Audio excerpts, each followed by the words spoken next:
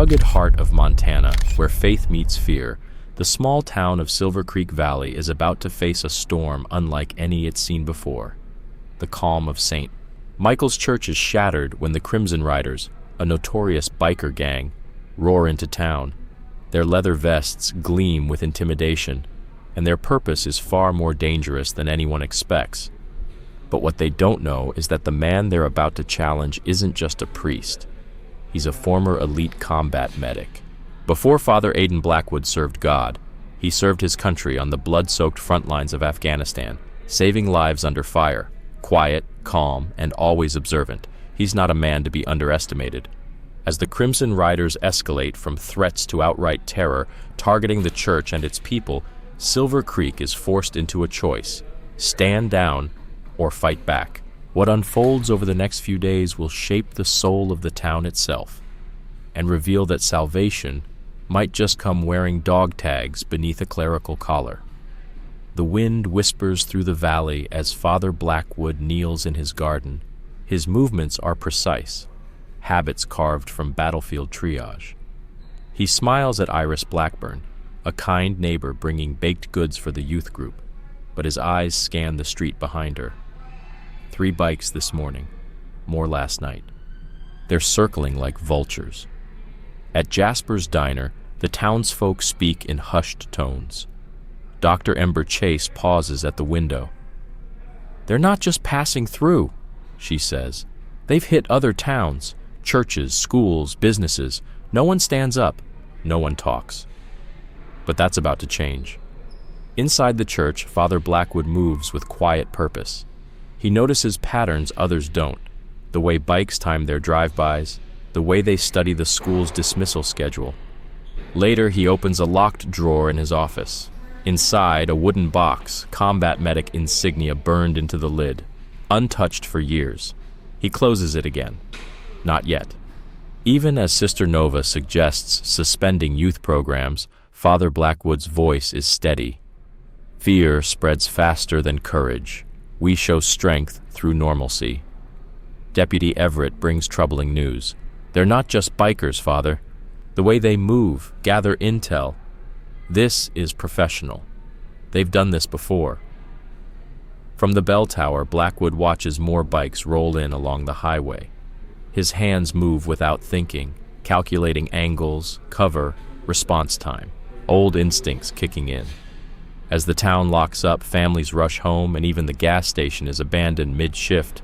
One truth becomes clear: Silver Creek Valley is bracing for war. And in the fading light, as engines grow louder and shadows stretch across the church steps, Father Blackwood finishes his prayers. But his mind is already in another place, planning, adapting, preparing.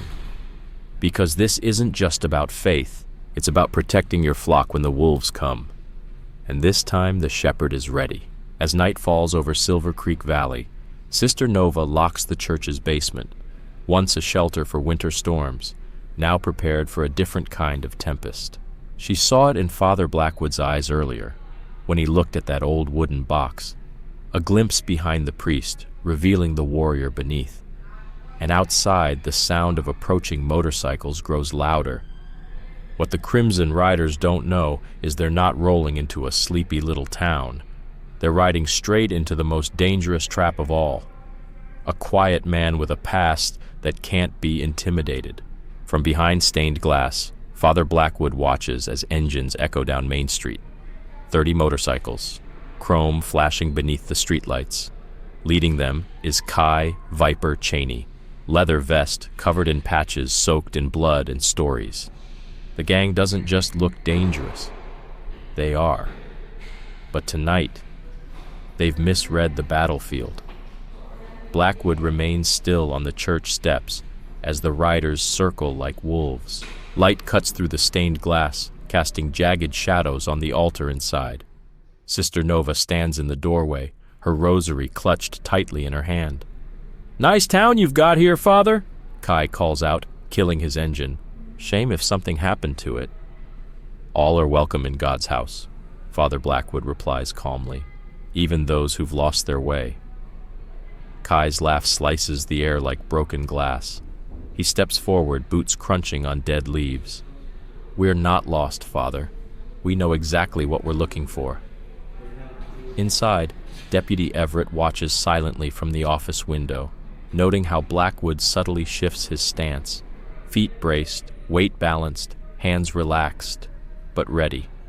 "Raven, Thunder, Phantom," Kai orders. "Sweep the perimeter. Make sure the priest ain't hiding anything." 3 men break off. Phantom moves with unsettling precision, more like a soldier than a biker. Father Blackwood notes it immediately. No expression, just observation. "The church is open for evening prayers," he says, steady. "Though I doubt that's why you're here." Kai climbs the steps, getting in close. "Small towns need protection," he sneers. "World's getting worse. We offer a valuable service." "Protection," Blackwood replies slowly, "is a sacred responsibility." At Jasper's diner, Eden Drake watches the gang spread through town. Her phone buzzes with a message: "Control your coverage, or we will." At the clinic, Dr. Ember Chase hears motorcycles circling outside. Once, twice, 3 times. Nowhere is off limits. Inside the church, Phantom glides between pews like he's trained for it. Fingers tap for hollow panels. He's not searching, he's hunting. "You're looking for something," Sister Nova says, voice low but steady. Phantom pauses. Cold eyes meet hers. "Smart woman, be careful with that." Outside, Kai continues his performance. "We're thinking $2,000 a week should cover your church. Special rate, out of respect for the cloth." Suddenly, a loud crash breaks the moment. Phantom's knocked over a candle stand, wax and brass scattered across the marble floor. "Clumsy," he smirks. Blackwood doesn't flinch. 2,000! And if we decline? Kai grins. Too wide. "Way I hear it, churches burn real easy. All that wood, all those candles. Accidents happen." Deputy Everett's hand tightens on her holster. She holds position. Blackwood had been clear. "Don't move. Not until it's time." "You seem unusually informed about church fires," Blackwood replies, voice calm but razor sharp. And in Kai's eyes, a flicker. Recognition? Or something darker? In the crowd, even Kai's own men begin to shift uneasily. This priest isn't reacting the way anyone expects. Finn McKenna, the town's councilman, tries to intervene. "This is a peaceful town. We don't want any—" "Trouble already found you," Kai cuts him off. "The only question is what it's going to cost." Deputy Everett notices it now. This isn't just intimidation. The bikers are probing, measuring. Their threats hide something more: tactical reconnaissance. Father Blackwood gestures to the church doors. "Perhaps we should speak inside, away from curious ears." Kai hesitates, just for a second. A moment of uncertainty. The priest doesn't fit the pattern. This wasn't in the playbook. "Tomorrow night," Kai announces, backing off. "We'll be back for your answer. $2,000 a week, Father. Be smart." The bikers mount up and vanish into the darkness, but Silver Creek Valley knows. The storm has only begun. The roar of engines fades into the night. But Father Blackwood hears more than noise. He hears coordination, strategy. As the Crimson Riders split off into teams, taking separate routes through town, he tracks their movements with trained eyes. These aren't random thugs. They're running an op. Sister Nova steps beside him, her voice quiet. "They're not just here for money, are they?" "No," Father Blackwood answers, watching Phantom's taillights vanish down the road. "They're after something specific." Deputy Everett joins them, weapon holstered but mind racing. "That one, Phantom, moved like special forces." "Not maybe," Blackwood replies. "Definitely, which means this is bigger than a protection racket." Across town, Finn McKenna wipes sweat from his brow. "Maybe we should just pay them. Avoid bloodshed." But one look from Father Blackwood makes him shrink back. "Quiet," the priest says, "isn't always righteous. And some storms need to break before healing can begin." The motorcycles may have left for now, but their presence lingers, a threat in every shadow, a question in every heart. The town holds its breath, unaware that the next night won't just bring more demands. It'll ignite a chain of revelations no one is ready for. If you're still here with us, make sure to subscribe. This story is just getting started. Now back to Silver Creek Valley. Father Blackwood spends the night in his office, poring over old blueprints. The church's foundation hides more than stone. It holds secrets, and the Crimson Riders seem desperate to find them.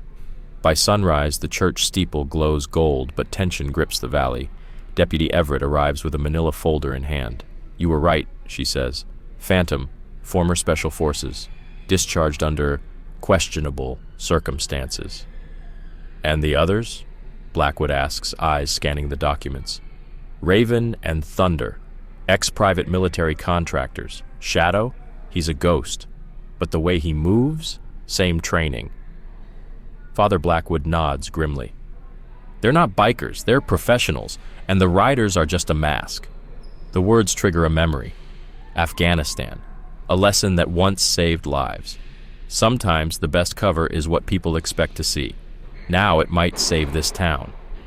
Sister Nova enters with coffee and worry. "The town council's called a meeting. Business owners want to pay up. They say it's the only way to avoid a fight." But Blackwood isn't convinced. They seem awfully eager to keep things quiet, as if they already know what's really going on.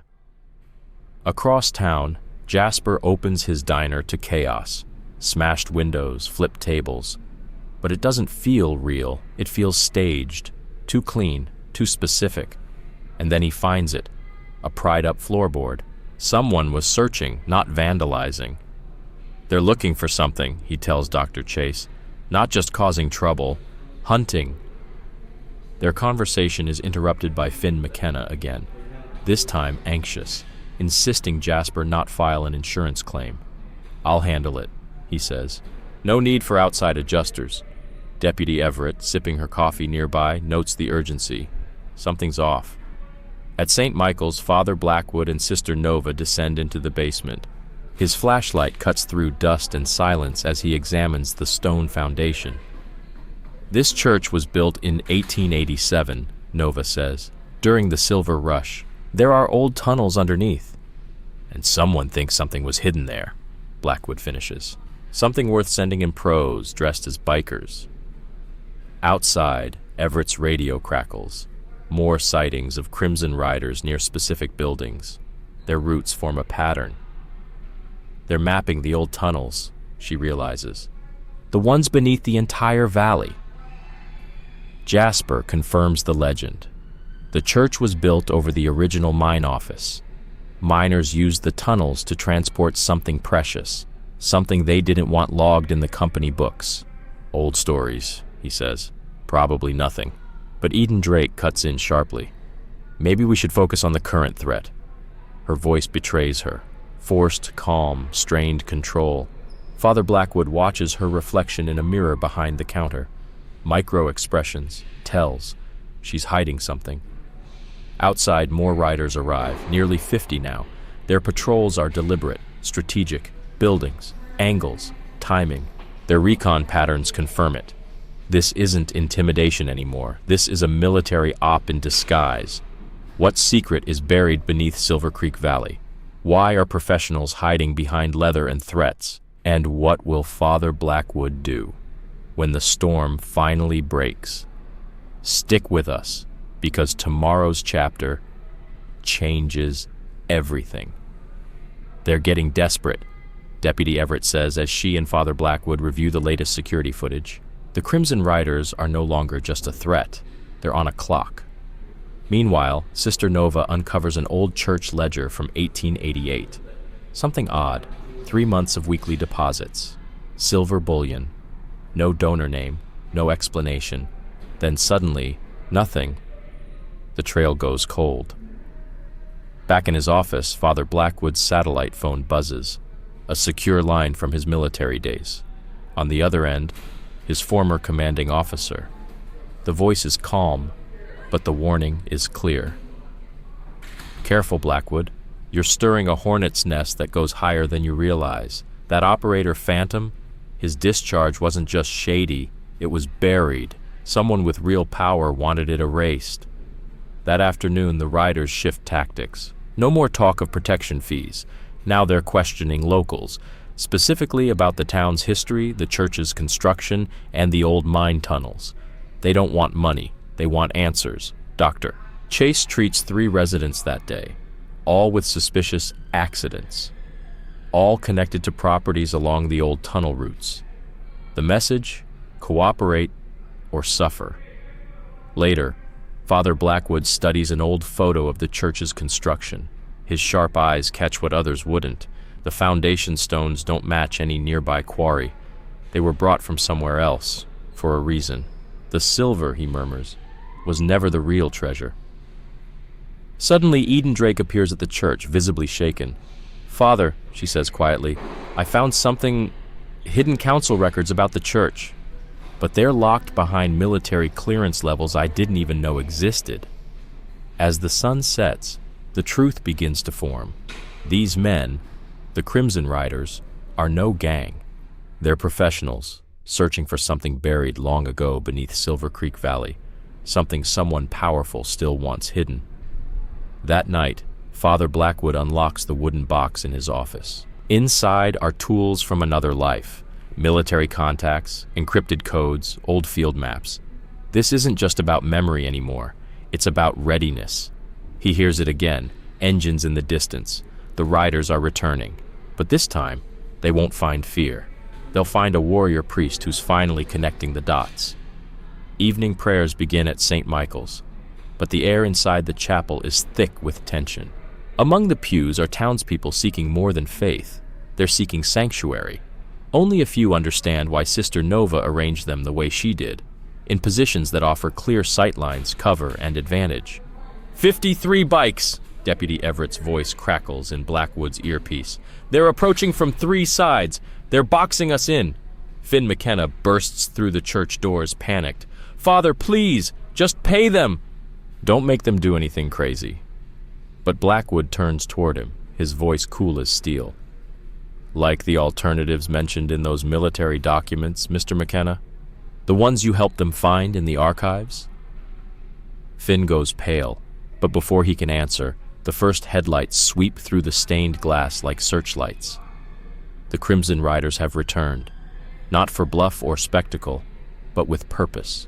Their entrance is silent, surgical. Viper Stinger Key leads them down the aisle. Phantom steps forward with a steel briefcase. "Evening services are in progress," Father Blackwood says calmly from the pulpit, his voice unwavering. "Time's up, Father," Kai replies. $2,000 was the offer, but now we want something else, something this church has been hiding. Phantom's team moves with precision, scanning walls and floorboards, confirming what Sister Nova feared. They've studied the blueprints.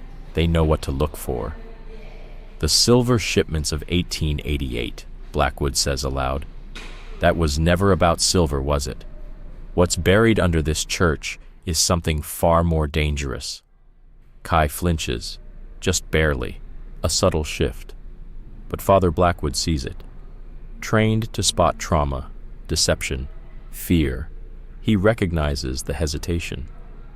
"You're better informed than we expected," Kai says coldly. "The real question is, what are you going to do about it?" "That," Blackwood replies, descending the pulpit, "depends on whether this is sanctioned or a rogue op. Either way, desecrating a house of God comes with consequences." Phantom's scanner pings. His men reach the altar, scanning for cavities beneath the stone. Eden Drake fidgets at the back, reaching for her phone. "Don't," Father Blackwood says without even turning around. "Whatever call you're about to make, whatever cleanup team you're trying to summon, ask yourself, whose side will you be on when the truth comes out?" The congregation stays still, just as Sister Nova instructed earlier. Deputy Everett and Officer Cross remain in place, hands near their concealed weapons, eyes locked. Then, "Found it," Phantom says. His detector flashes red beneath the altar. The secret is real. The riders have located it. The scanner hums louder now. Phantom's device points to a large void beneath the altar, just like the blueprints hinted. "Looks like someone made some very unauthorized modifications during construction," he mutters. Kai's cool mask slips for just a moment, replaced by real anticipation. "Clear the civilians," he orders. "What happens next isn't for public eyes." But Father Blackwood doesn't budge. "They stay." His voice cuts through the room, calm but absolute, and several bikers instinctively reach for their weapons. "What you're searching for has been hidden here for over a century," Blackwood says. "Ask yourselves why. Maybe some secrets were buried for a reason." Near the back, Dr. Chase notices something strange about Phantom's gear. It's not tuned for metals or currency. The readings suggest something entirely different. Suddenly, chaos erupts. Thunder shoves Mrs. Blackburn aside, knocking her into a pew. Father Blackwood is at her side in an instant, hands steady, voice clinical, possible concussion, minor cuts, responsive pupils, too practiced for a man of the cloth. Phantom notices. His eyes narrow. "Stand down, priest." But another voice emerges, low and commanding. Axel Shadow Thorn steps from the shadows, radiating military authority. "You may be ex-military, but you're outnumbered and outgunned. Don't make this messier than it has to be." "Messy?" Blackwood replies, never looking up. Funny word, coming from a gang using special forces operators and military-grade scanners, all while town council members hold classified documents about a church older than any of us. The tension in the sanctuary spikes. Kai gestures his men toward the altar, but Father Blackwood steps in his path. Two warriors, one in a collar, the other in cuts, each reading the other like a battlefield. "Last chance," Kai warns. "Move, or your people get hurt." Before Blackwood can answer, a sound slices the silence, the unmistakable click of multiple weapons chambering. Deputy Everett's plan has worked. The congregation's odd seating wasn't so random after all. "Cavalry's here," she announces. At every entrance, armed officers appear, not just state police, but federal agents too, all very interested in a covert op happening inside a house of worship. Kai doesn't flinch. Instead, he raises a phone. On screen, a live feed of sniper teams stationed around Silver Creek. "Still sure you've got the upper hand," he grins. But Father Blackwood simply nods to Sister Nova. She activates a small transmitter, and suddenly, the church is filled with the sound of distant gunfire. "That's my old unit," Blackwood says calmly. They send their regards, and they're very curious why ex-special forces are operating with buried federal hardware in Montana. Just then, Eden Drake makes a break for the exit, but Dr. Chase intercepts her, raising a thick folder. "Looking for these?" she says. "I made copies, lots of them." The rider's facade begins to crack. They're trained for combat, not for unraveling missions. "You don't get it," Kai growls, his voice rising with desperation. "What's buried here isn't treasure, it's proof. Proof that could rewrite history." "Then maybe it's time," Blackwood says, stepping forward, "to rewrite it." The silence that follows is heavier than any threat. Outside, Blackwood's former unit engages Crimson Riders still circling the town. Inside, beneath the stained glass light, centuries of deception teeter on the edge of revelation. Eden Drake's voice trembles. "You want to know what's under the altar?" "Fine, show them, Kai. Show them what some truths are buried for." Dr. Chase steps forward, holding the documents like a blade. In 1888, the U.S. government didn't transport silver. That was the cover story. They moved sealed containers, lead-lined, military-grade. Inside, evidence, documents that would have exposed government-backed land theft and sanctioned massacres of native tribes. Phantom's device confirms it. The signature grows stronger. The cases are still intact. Father Blackwood studies the faces around him, Kai's restraint, Eden's guilt, Phantom's unease. This wasn't about modern money. It was about ancestral power. These documents, Dr. Chase explains, prove that corporations stole entire territories, that massacres were hidden as accidents, that entire empires were built on blood and lies. Deputy Everett moves in closer, guns still trained. "That's why you were hired, not for treasure, to destroy the evidence, to protect the descendants of the men who buried the truth. Key's mask falls completely now. You expose this, and you collapse half the power structure in Montana. Family empires, dynasties wiped out. And justice, Sister Nova says quietly, finally begins. The Crimson Riders shift uneasily. They weren't trained for moral consequences, only tactics, but Father Blackwood was. And as the weight of a hidden century crashes down upon them, he steps forward, eyes steady. You came here expecting silence. Instead, you found witnesses. In the chaos of blurred wars and buried truth, Jasper finally sees it. The silver deposits in the church weren't donations, they were bribes. Payments to silence those who knew too much. His family had been protected, while others were pushed out. Finn steps forward, stunned. We were allowed to stay, because we agreed to stay quiet. Drake's bitter laugh cuts through the air. This isn't just about land.